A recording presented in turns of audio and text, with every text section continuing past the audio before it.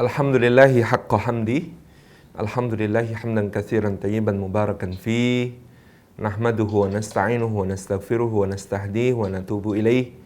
Wa la na'budu illa iyyah wa natawakkalu alaih. Allahumma fassalli wa sallim wa barik ala sayyidina wa habibina wa syafi'ina wa maulana Muhammadu wa ala alihi wa ala ashabihi wa dhurriyyatihi wa man tabi'ahum bi ihsanin ila yaumi liqa'i rabbih. Alhamdulillah, puji syukur kehadirat Allah Subhanahu wa taala atas limpahan karunia-Nya. Pada pagi yang luar biasa di akhir Ramadan ini Allah menghimpun kita semua di majelis ilmu lagi. Mudah-mudahan seluruh keutamaan majelis ilmu dikaruniakan oleh Allah kepada kita, dimudahkan jalan kita semua menuju ke surga, dicurah-curahi rahmat, dinaungi sayap-sayap malaikat, diturunkan sakinah ke dalam hati kita, dan disebut-sebut nama kita semua dengan bangga pada makhluk-makhluk mulia yang ada di sisinya.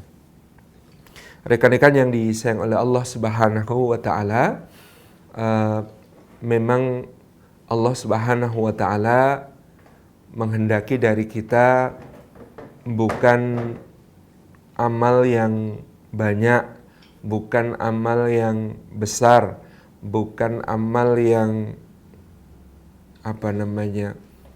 terkait dengan kuantitas semata-mata, tetapi lebih-lebih adalah kualitas. Ini diisyaratkan oleh Allah dengan kata-kata ayyukum ahsanu amala. Misalnya dalam surah Al-Mulk ayat yang kedua, bahwa Allah mengatakan alladzi khalaqal mauta wal hayata liyabluwakum ayyukum ahsanu amala.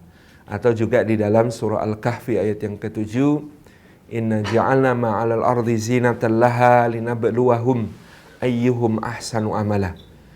Kami menjadikan segala di atas bumi sebagai hiasan baginya untuk menguji siapa di antara manusia yang terbaik amalnya. Maka kembali ke definisi yang pernah kita kemukakan juga, ahsanu amala, yang terbaik amalnya itu menurut salafus salih, yang pertama akhlasuhum niyatan lillahi ta'ala, membuat niatnya semata-mata karena Allah Subhanahu wa taala.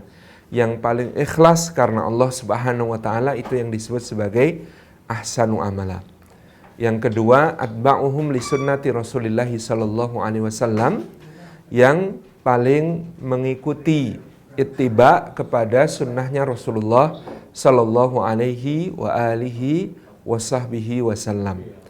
Jadi dua kualifikasi ini yang kita perlukan di dalam menata amal-amal kita.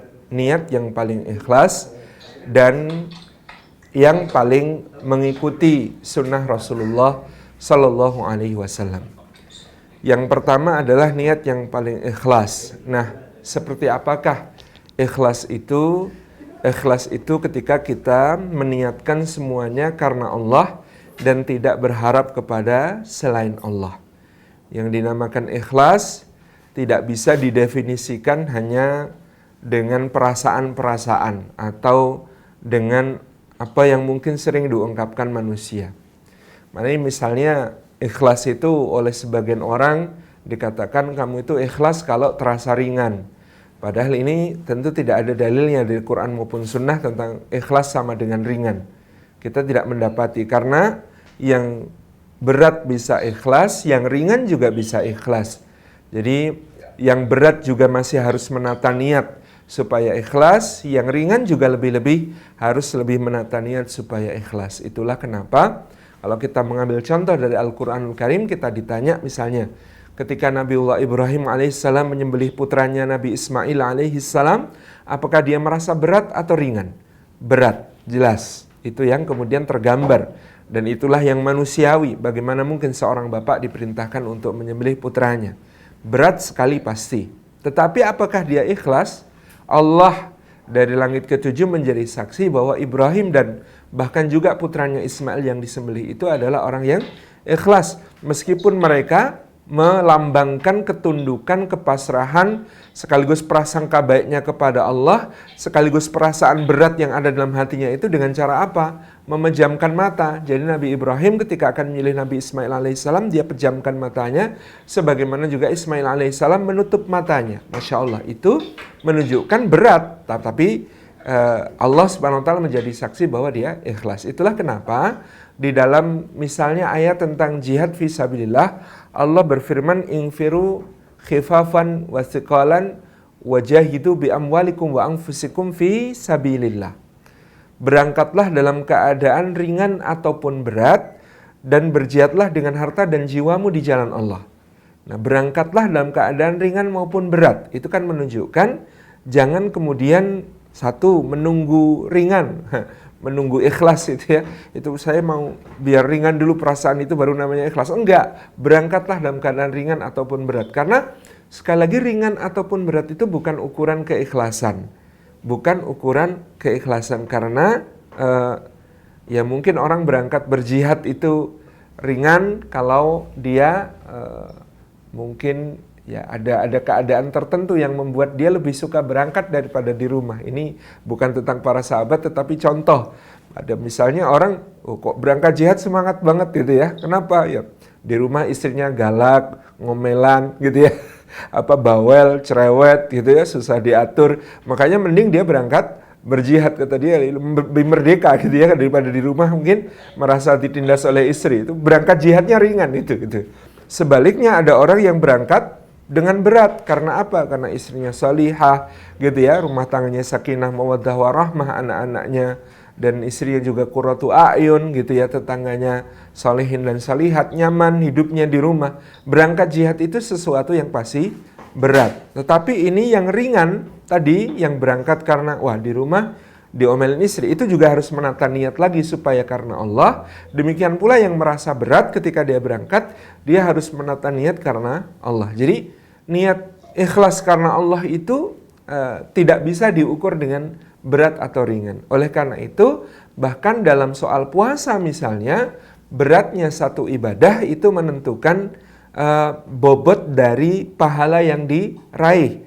Pada suatu musim panas, ibunda kita Aisyah radhiyallahu anha mengeluhkan beratnya ibadah puasa kepada Rasulullah sallallahu alaihi wasallam. Maka Nabi SAW mengatakan kepada Bunda Aisyah apa? Ajruki ala qadri nasabik. Ajruki, pahalamu, ala qadri nasabik, itu sesuai dengan kadar kepayahan yang engkau rasakan. Jadi semakin berat, semakin payah, bisa mendapatkan peluang pahala yang jauh lebih besar. Ini berlaku bagi semua ibadah. Salat gitu ya, yang kemudian terasa berat karena harus bangun di tengah malam. Kemudian harus berwudu di saat yang dingin. Kemudian harus berdiri secara panjang, bacaannya lama gitu ya. Rukuk dan sujudnya juga lama. Berat, tetapi bisa menjadi peluang pahala yang lebih besar. Demikian pula sedekah. Ya, yang antara yang kemudian dengan ringan dilepas, dengan yang berat dilepas, itu bisa jadi pahala dari yang berat dilepas jauh lebih besar. Sesuai dengan juga ayat lantana lebih rahat tunfiqu mimma tuhibbun. Kamu tidak akan mencapai kebajikan sempurna sebelum menginfakkan apa yang kamu cintai misalnya. Kemudian tadi sudah disebutkan puasa. Puasa yang berat itu bisa jadi pahalanya jauh lebih besar daripada yang dijalani secara ringan. Ini menunjukkan kondisi tertentu di mana berat bukan berarti tidak ikhlas, dan berat adalah justru pintu untuk mendapatkan pahala yang lebih besar dari Allah Subhanahu wa taala. Maka bagaimana kemudian yang disebut ikhlas itu? Karena tidak terkait dengan berat ataupun ringan. Ikhlas itu tadi yang diharapkan hanyalah Allah, tidak diharapkan kepada yang lain. Tidak mengharapkan kepada makhluk, tidak mengharapkan berupa pujian, berupa balasan, berupa kebaikan-kebaikan yang didapat dari makhluk, tetapi dia meniatkan semuanya untuk Allah Subhanahu wa ta'ala. Bahwa kalau meniatkan untuk Allah itu akan ada balasan di dunia, itu sudah resiko, itu sudah bagian dari janji Allah untuk menggembirakan orang-orang beriman, tetapi yang kita cari dari Allah lebih-lebih adalah balasan akhirat, gitu ya. Jadi Allah Subhanahu wa taala memiliki balasan yang jauh lebih indah daripada yang bisa disediakan oleh semua makhluk meskipun mereka berhimpun menjadi satu. Ini yang penting untuk kita ingat betul-betul. Nah, salah satu kiatnya juga apa yang disampaikan oleh Ibnu Qayyim al-Jauziyah rahimahullah ta'ala dalam Madarijus Salikin. Kata beliau, seluruh dunia, seluruh bumi beserta isinya dihimpun menjadi satu, itu tidak akan memadai kalau dijadikan balasan satu amal yang ikhlas dari seorang mukmin. Jadi satu amal yang ikhlas dari seorang mukmin itu, seluruh dunia beserta isinya itu tidak akan cukup untuk menjadi balasannya. Itulah mengapa Allah Subhanahu wa taala sering menahan balasan untuk orang beriman yang amalnya ikhlas itu justru nanti di akhirat. Adapun orang-orang kafir karena mereka beramal untuk dunianya, Allah memberikan kepada mereka balasan yang sempurna di dunia dan tidak ada bagian bagi mereka di akhirat.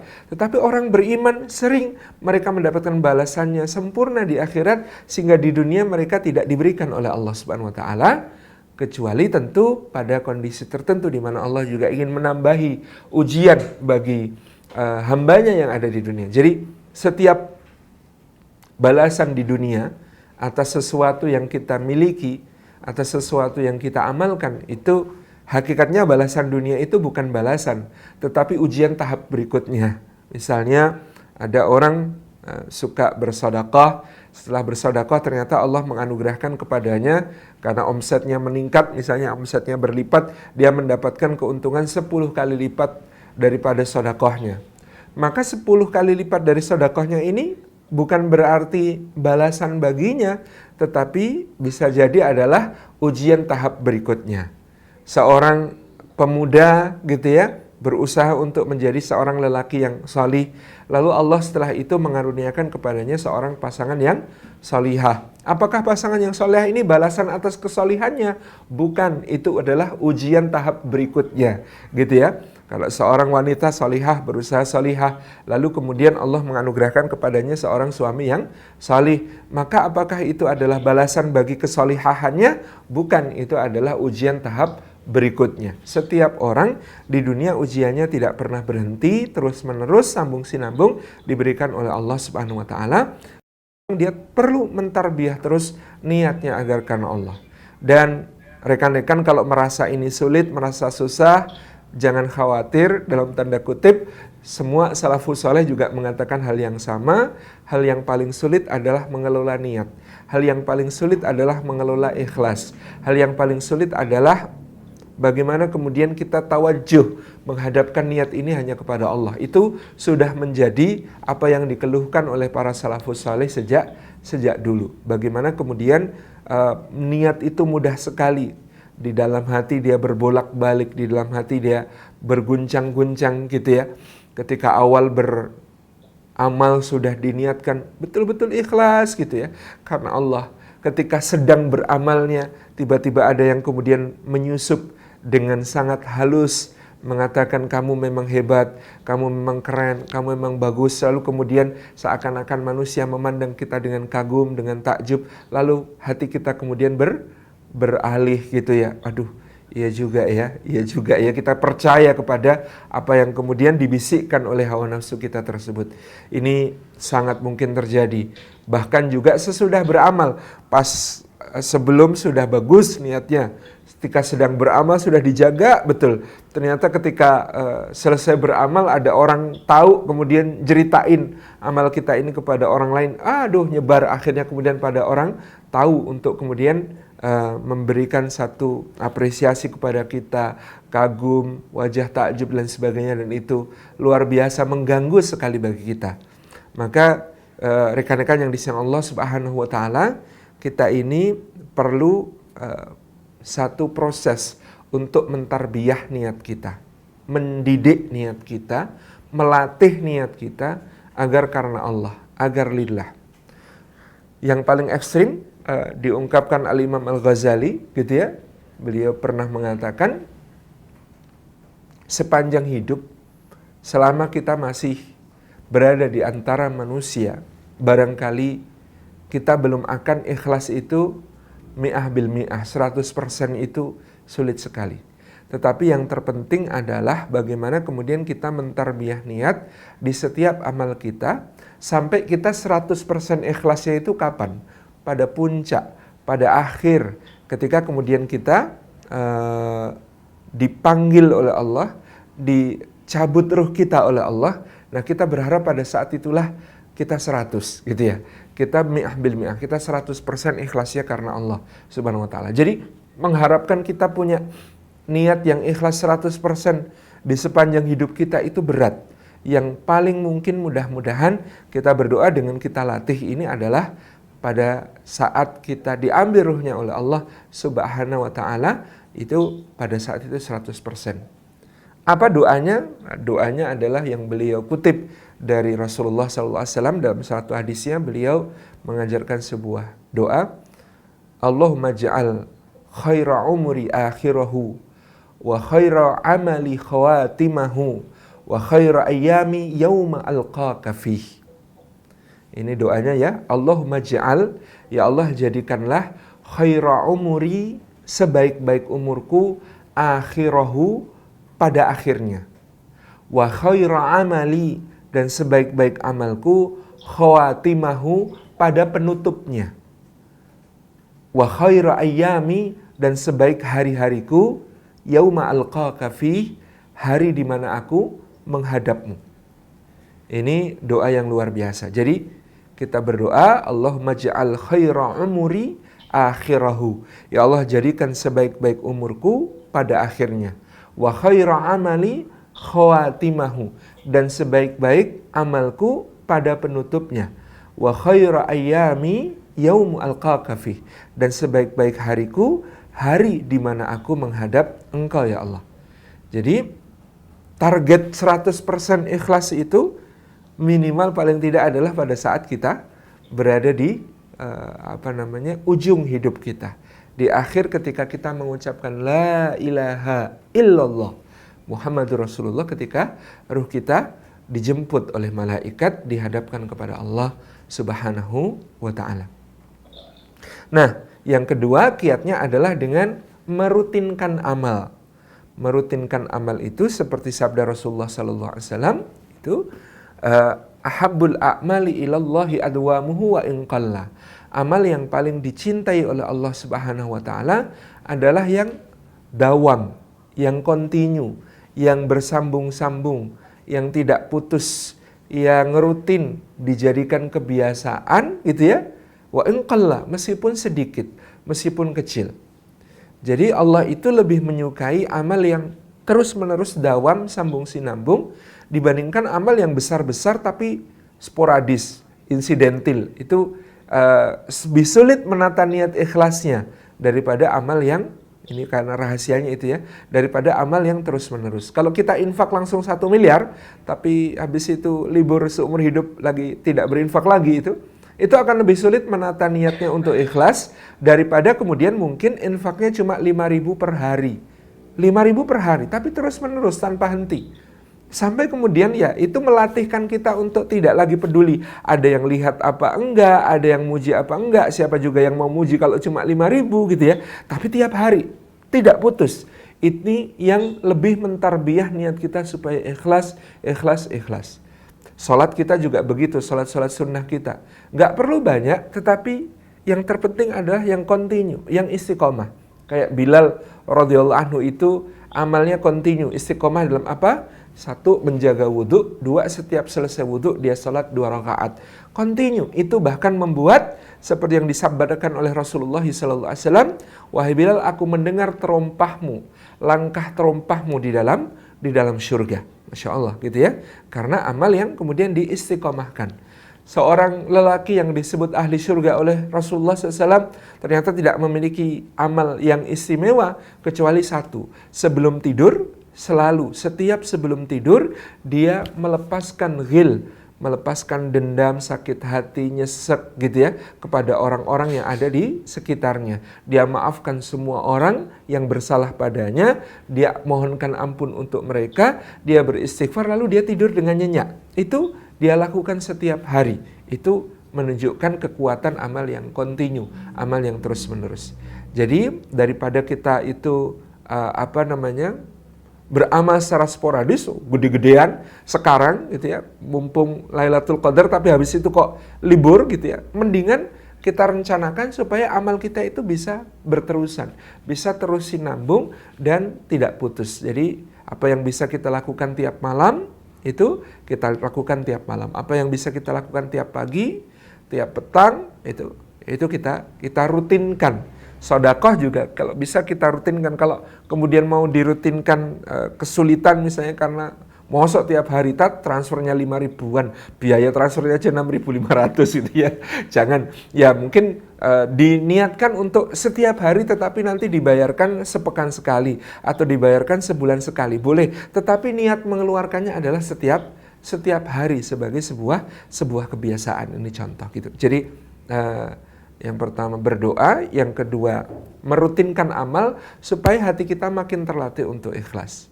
Yang ketiga ini adalah kiat dari Imam Sufyan Ats-Tsauri. Beliau katakan, kamu setelah yang fardu, milikilah amal-amal yang rutin. Di antara amal-amal yang rutin, sembunyikan satu. Dari semua amal kita yang rutin itu, kalau bisa ada satu yang kita simpen, jangan ada yang tahu selain kita dan Allah Subhanahu wa taala. Jadi untuk melatih ikhlas itu caranya salah satunya adalah dengan sembunyikan satu deh. Ya, kita punya banyak amal rutin gitu ya. Ya, yang terlanjur diketahui orang, yang terlanjur orang sudah ngerti, sudah tahu, nggak apa-apa, biarin. Tapi tambahkan satu yang kira-kira orang nggak akan tahu, antara kita dengan Allah Subhanahu wa taala saja. Nanti kalau itu ketahuan orang juga, nah tinggal tambahi lagi satu. Supaya tetap ada satu amal yang antara kita dengan Allah saja yang tahu. Terus menerus gitu ya. Ini adalah amal yang akan membuat kita lebih selamat gitu ya. Dan membuat niat kita semakin tertarbiyah untuk terjaga karena Allah gitu. Meskipun ya resiko diketahui orang itu akan tetap ada gitu ya. Tapi tadi setiap kali kita sudah ketahuan amal yang ini, kita cari coba amal yang lain yang bisa kita jaga, kita rahasiakan. Dahulu Sayyidina Umar Ibn Khattab heran, Abu Bakar ini jadi khalifah, tapi kalau pagi ngantornya itu mulainya waktu duha. Ngurusin umat itu ngantornya waktu duha. Ini kenapa sih orang ini? Kenapa nggak habis subuh tetap duduk bersama kita? Jadi kebiasaan Abu Bakar habis subuh duduk di masjid ya sampai syuruk. Habis syuruk itu dia pamit sebentar itu. Tapi nggak pulang ternyata gitu ya. Loh ini kemana sih orang ini gitu? Akhirnya satu hari dengan niat ingin tahu, Umar radhiyallahu anhu itu membuntuti Abu Bakar As-Siddiq radhiyallahu anhu. Dicari di mana gitu. Dibuntuti ternyata Abu Bakar pergi ke pinggiran kota Madinah. Di jalan agak jauh. Kemudian dia dibuntuti oleh Umar sembunyi-sembunyi ya, tidak diketahui oleh Abu Bakar. Terlihat di situ Abu Bakar memasuki sebuah rumah gitu ya. Wah, rumah siapa nih gitu ya kan? Ya kalau zaman kita sekarang mungkin kita akan sangat suudzon nih, jangan-jangan rumah janda ini gitu kan dan lain sebagainya. Subhanallah, itu betul ternyata rumah seorang janda, nanti akan dibuktikan oleh Umar. Jadi Abu Bakar di situ beberapa lama. Kemudian beliau tampak keluar, nengok kanan kiri, jangan sampai ada yang lihat. Terus beliau kemudian melipir nyari jalan untuk kembali ke masjid. Karena kantornya khalifah kan di masjid. Itu supaya kemudian dia bisa segera kembali ke masjid. Maka Umar kemudian karena penasaran luar biasa diketuk pintu rumah itu. Dibukakan oleh seorang yang sudah agak tua gitu.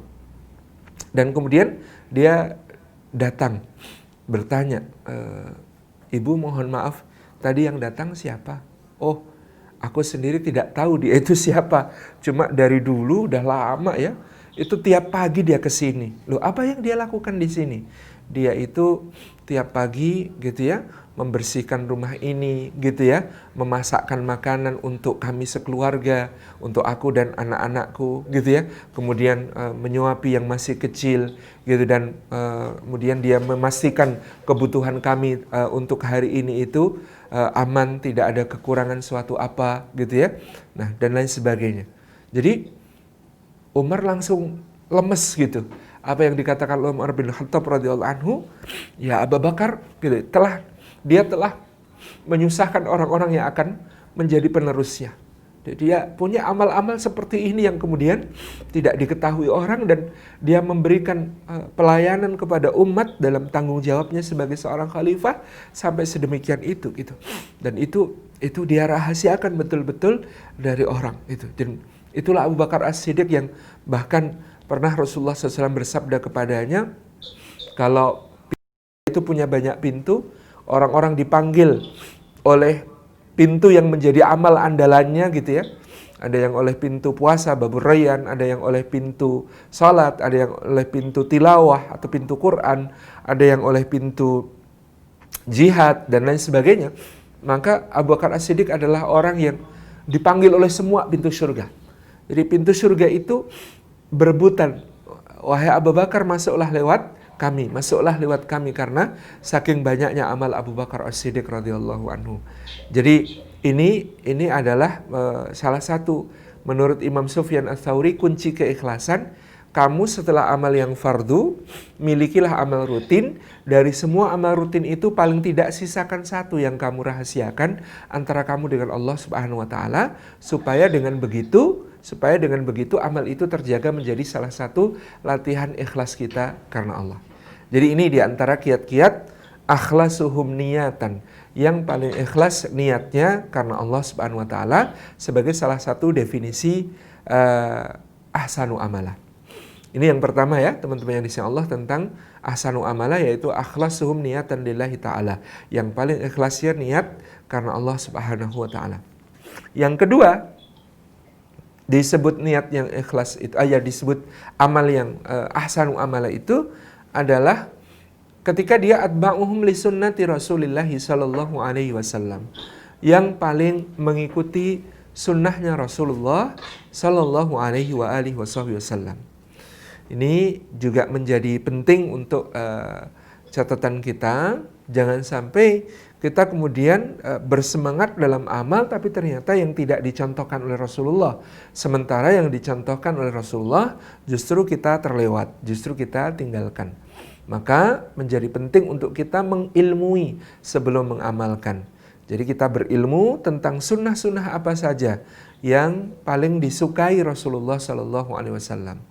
Mulai dari yang ringan-ringan, kerjakan semuanya dengan niat untuk ittiba kepada sunnah Rasulullah Sallallahu Alaihi Wasallam. Jadi sunnahnya Nabi itu banyak sekali. Maka kita bisa memilih memulainya dari beberapa hal yang ringan, dari beberapa hal yang kemudian juga sudah mungkin kita lakukan tapi belum kita niatkan dalam ibadah kepada Allah. Niatkan sebagai ibadah, niatkan ittiba kepada sunnah, gitu ya. Karena Rasulullah itu mencontohkan sunnah dari yang sekecil-kecilnya. Bersiwak, setiap kali akan salat beliau bersiwak, setiap kali akan menemui keluarganya, ketemu dengan istrinya, ketemu dengan putra-putri dan cucunya, beliau bersiwak, gitu ya. Kemudian menjaga wudhu, setiap beliau batal wudhu, beliau berusaha untuk bisa segera wudhu lagi sehingga terjaga dalam keadaan suci, gitu ya. Kemudian beliau di dalam wudhu sendiri pun ada sunnah-sunnahnya, gitu ya. Bagaimana kemudian membersihkan tangan, bagaimana berkumur, bagaimana beristinsyak dan beristinsyar, gitu, dan seterusnya. Demikian pula di dalam Rasulullah SAW itu ada sunnah-sunnah yang beliau lakukan dengan ringan, mudah. Beliau melaksanakan qiyamul lail, beliau melaksanakan salat-salat sunnah yang lain. Ini bisa kita catat dalam sehari itu kira-kira, bahkan juga ada buku yang sudah merangkum ya sunnah keseharian Rasulullah SAW, atau 24 jam bersama Rasulullah SAW itu ada sunnah-sunnah yang bisa kita amalkan. Tidak harus langsung semua, kita bisa pilih yang ringan, yang mudah untuk kita amalkan, tetapi kita niatkan untuk ittiba kepada sunnahnya Nabi Sallallahu Alaihi Wasallam. Cirinya sunnah Nabi itu mudah diamalkan. Cirinya sunnah Nabi Sallallahu Alaihi Wasallam itu tawazun. Artinya tawazun itu tidak menuntut kita untuk berlebih-lebihan di dalam amal. Contohnya dulu ada sahabat yang menghadap Rasulullah mengatakan, saya ya Rasulullah itu mau qiyamul lail semalam penuh dari ba'da isya sampai ke subuh gitu ya. Maka Nabi SAW menegur, alastu atqakum, bukankah aku yang paling takwa di antara kalian? Betul ya Rasulullah, tetapi aku sholat dan aku juga tidur gitu ya. Kalau diceritakan oleh bunda kita Aisyah radhiyallahu anha, Rasulullah membagi malamnya, beliau tidur di awal dan per 3 kedua malam beliau baru bangun pada sepertiga malam terakhir. Ya, kalau kita ngitung sepertiga itu seberapa sih? Misalnya sepertiga malam terakhir itu, kalau malam kita hitung dari Isya itu katakanlah mudahnya jam 7 sampai subuh. Subuh itu enaknya gini deh, setengah 8 ya, setengah 8 itu mulai malam, kemudian kita akhiri dengan setengah 5 subuh. Itu berapa jam berarti ya? 9 ya, 9 jam.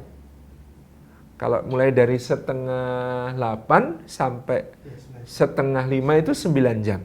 9 jam itu berarti kan sepertiganya adalah 3 jam, gitu ya. Sepertiganya adalah 3 jam. Maka misalnya kita hitung setengah 8 ditambah 6. Setengah 8 ditambah 6 sampai berapa itu? Setengah 2 ya. Setengah 2. Nah ternyata kalau begitu, kalau mau sepertiga itu setengah 2 bangun, gitu ya. Setengah 2. Kemudian sepertiga malam terakhir itu dimanfaatkan untuk ibadah, dan itu tidak semuanya dalam bentuk sholat. Ibunda kita Aisyah radhiyallahu anha itu menceritakan Rasulullah sholat, kemudian di antaranya beliau berdoa, beristighfar, bermunajat, kemudian sholat lagi, sampai kemudian beliau mengakhirinya kira-kira 50 ayat sebelum subuh. Nah, 50 ayat sebelum subuh itu beliau berbaring, meletakkan pipinya di pangkuan ibunda kita Aisyah radhiyallahu anha sambil beristighfar dan memohonkan kebaikan untuk umat, memohonkan rahmat Allah untuk umat. Dan ibunda kita Aisyah menceritakan dari mata beliau itu mengalir air mata ke pipi beliau sallallahu alaihi wasallam. Itu kan indah sekali gitu ya, bagaimana kemudian sepertiga malam terakhir dilakukan dengan sunnahnya Rasulullah SAW. Atau kalau kita belum kuat ya, separuhnya Rasulullah SAW, 1,5 jam gitu ya sebelum subuh bangunnya. Dari kalau setengah 2 nggak kuat ya jam 3 gitu ya. Itu bagaimana kemudian kita melaksanakan sunnah itu dengan tahap demi tahap, semampu kita, tetapi kemudian semuanya direncanakan dengan baik gitu. Ini kita ilmui, kita banyak baca bagaimana kemudian kiatnya misalnya para sahabat radhiyallahu anhum bisa meneladani Rasulullah dalam salat malam, kok bisa kuat berdiri lama, kok bisa kuat sholatnya panjang gitu ya, kuat melek malam misalnya gitu. Ternyata para sahabat punya kiat, yaitu qailullah misalnya, tidur siang sejenak. Maka itu kita jadikan sunnah, karena qailullah, tidur siang sejenak itu sunnah yang enak, dan Masya Allah itu yang membedakan kita dengan syaitan, kata Nabi SAW dalam salah satu hadisnya, tidur sianglah kalian karena setan itu tidak tidur siang. Gitu ya, tidur sianglah kalian karena setan itu tidak tidur siang. Jadi kenapa manusia tidur siang, kenapa kaum muslimin diperintahkan Rasulullah tidur siang sebagai sunnah, itu untuk kuat berdiri di waktu malam. Ada penelitian dari sahabat saya, Dr. Ega Zainur Ramadhani, ada bukunya judulnya Super Health, kesehatan super seperti Rasulullah SAW itu. Ternyata taking a nap atau tidur siang selama 15 menit katakanlah gitu ya, itu tidak panjang kok. Mungkin mulainya setengah 12 kurang seperempat itu sudah bangun untuk siap-siap sholat duhur gitu ya. Itu 15 menit di siang hari taking a nap itu bisa menggantikan tidur malam 2-3 jam. Itu ternyata luar biasa gitu ya. Efektifnya, efisiensinya tidur siang itu tadi 15 menitan saja bisa menggantikan tidur malam 2-3 jam. Oleh karena itulah kita takjub kenapa Sayyidina Umar Ibn Khattab bisa membagi malamnya untuk patroli keliling, untuk sholat malam, dan untuk istirahat itu. Jadi beliau istirahatnya cuma sepertiga malam, karena 2/3 yang lain digunakan untuk patroli dan beribadah. Imam Asy-Syafi'i bisa membagi malamnya jadi 3, sepertiga untuk tidur, sepertiga untuk sholat, sepertiga untuk ilmu.